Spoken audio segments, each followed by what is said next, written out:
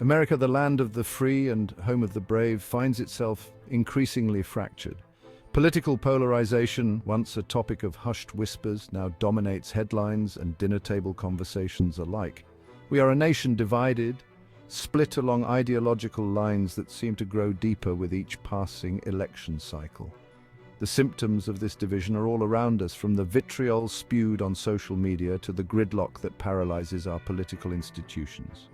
The very values that once united us, liberty, justice, and the pursuit of happiness, are now refracted through the lens of partisan allegiance. We are quick to demonize those who disagree with us, attributing malicious motives and questioning their very humanity, with prominent politicians calling the other side basket of deplorables, racists, and even Nazis.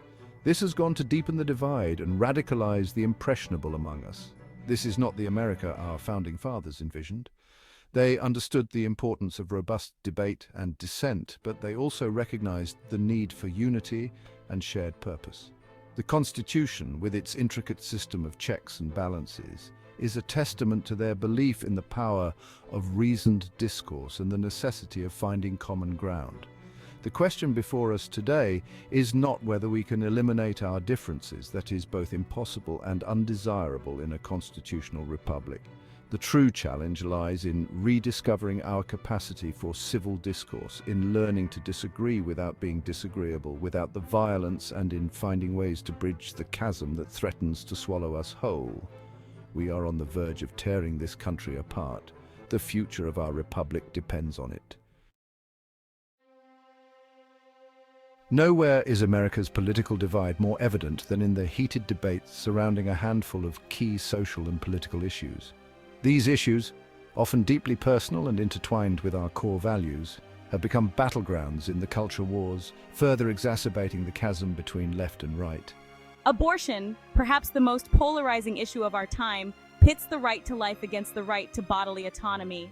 On the left, the issue is framed as one of women's rights and reproductive freedom, where access to safe and legal abortion without limits is seen as essential to women's health and equality. Those on the right, often motivated by religious beliefs, view abortion as murder, the taking of an innocent life, and advocate for its restriction or outright abolition. Gender identity has emerged as another flashpoint in the culture wars.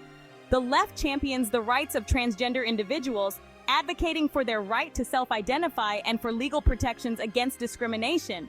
The right, often citing religious or traditional values, struggles with the concept of gender fluidity and expresses concerns about the erosion of traditional gender roles and the scientific fact that there are only two genders and the left's propensity to abuse gender identity. Illegal immigration, a perennial hot-button issue, exposes deep divisions over national identity, economic security, and the very definition of American values.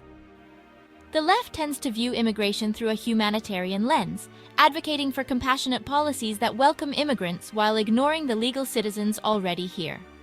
The right, while acknowledging the economic contributions of legal immigrants, often expresses concerns about border security, the rule of law, and the strain on social services.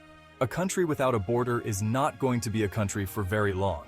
Just look to Europe and their issues with illegal and legal immigration. These are but a few examples of the contentious issues that divide us. The list goes on: gun control, climate change, taxes, education. On each of these issues, the left and right seem to occupy different universes, talking past each other and struggling to find common ground. One of the most insidious factors fueling America's political divide is the increasing use of violence and the weaponization of identity politics. The left, in its pursuit of social justice, has become adept at labeling and categorizing individuals and groups, often based on race, gender, sexual orientation, or other immutable characteristics. There have been several instances of violence spurred on by the polarizing language from the left. This tendency to view the world through the lens of identity groups has led to a culture of victimhood and grievance, where perceived slights are amplified and nuanced debate is stifled. The right, for its part, often responds to these accusations with a mixture of defensiveness and resentment. Accustomed to a world where individual merit and hard work were seen as the keys to success, Many on the right bristle at the notion of systemic oppression, and often accusations of racism, sexism, and homophobia are exaggerated or unfounded. This clash of worldviews manifests itself in the political arena, where the left pushes for government intervention to address societal inequities, while the right advocates for limited government, individual responsibility, and free market solutions. The left sees the government as a force for good, capable of righting historical wrongs and creating a more just and equitable society. The right, on the other hand, views government overreach as a threat to individual liberty and economic prosperity. This fundamental disagreement over the role of government lies at the heart of many of our current political debates. It is a debate that is unlikely to be resolved anytime soon, but one that we must find a way to navigate if we are to heal the divides that plague our nation. Org. Section 4. Bridging the Gap. A conservative perspective on liberal ideals. Bridging the chasm between left and right in contemporary America often requires suspending common sense and logic. It requires for one to look past the science and to discuss issues based on just feelings. While I identify as an independent, I believe it is crucial to engage with liberals in good faith, without giving up your morals, and articulating conservative principles with clarity and conviction. Take, for instance, the issue of social justice. While the left's focus on identity politics and systemic oppression is divisive, it stems from a deep-seated concern for equality and a desire to uplift marginalized communities. But you cannot lift someone up with one hand while pushing them down with the other. Conservatives, too, believe in equality, but often emphasize equality of opportunity rather than equality of outcome. They believe in a merit-based society, not one where you are given opportunities based on your gender identity or skin color. Bridging this gap requires honest conversations about the role of government in exacerbating these historical injustices, while also acknowledging the importance of individual responsibility and the dangers of government overreach. Similarly, on issues like climate change and healthcare, finding common ground requires acknowledging the validity of both sides' concerns. Progressives need to recognize there is not a scientific consensus on man-made climate change and engage constructively in finding market-based solutions that actually work. Conservatives, in turn, should be more open to state-run approaches to healthcare reform that empower individuals and promote competition, while keeping our taxes here and helping the citizens the taxes were meant for.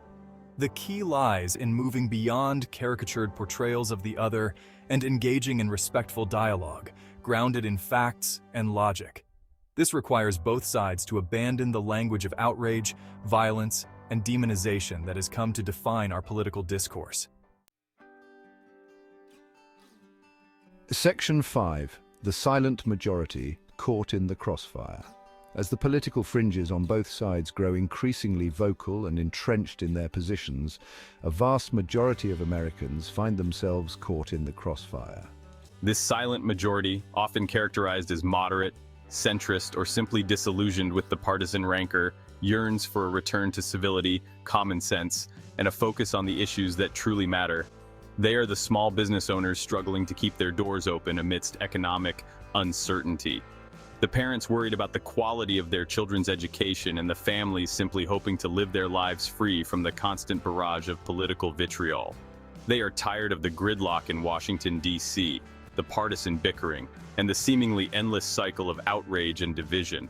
This silent majority represents the heart and soul of America, hardworking, pragmatic, and yearning for a government that works for them, not against them. They are the ones who ultimately hold the key to bridging the divide, but their voices are often drowned out by the clamor of the extremes. It is time for the silent majority to find its voice, to demand better from our elected officials, and to reject the politics of division and anger. They must remind both sides of the aisle that we are one nation, indivisible, with shared hopes, dreams, and aspirations. Section 6. Finding common ground. A path forward for a divided nation. The path forward for a divided America begins with a recognition that our shared values are far greater than our differences. It requires a willingness to listen to one another with empathy and respect, to acknowledge the complexities of the issues we face, and to seek common ground whenever possible. It demands a rejection of the politics of division and a return to civil discourse, grounded in reason, evidence, and a shared commitment to the common good. While the challenges are daunting, there are glimmers of hope. Across the country, organizations and individuals are working to bridge the divide, fostering dialogue and promoting understanding across ideological lines, from local town halls to national initiatives. These efforts demonstrate the enduring power of human connection and the possibility of finding common ground, even amidst deep disagreements. We must empower these voices of reason and moderation, amplify their message of unity, and reject the siren song of division and despair.